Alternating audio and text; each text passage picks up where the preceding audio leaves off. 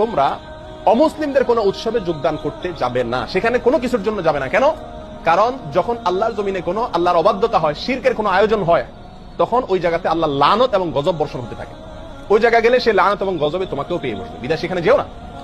ইবনে মাজাহ হাদিসে আসলে নবী আলাইহিস সালাম সতর্ক করেছেন যে একটা সময় আসবে যখন আমার উম্মতের কিছু লোকেরা মূর্তি পূজায় সরাসরি যোগ দিবে, আর কিছু আছে মূর্তি পূজারীদের সঙ্গে মিশে একাকার হয়ে যাবে।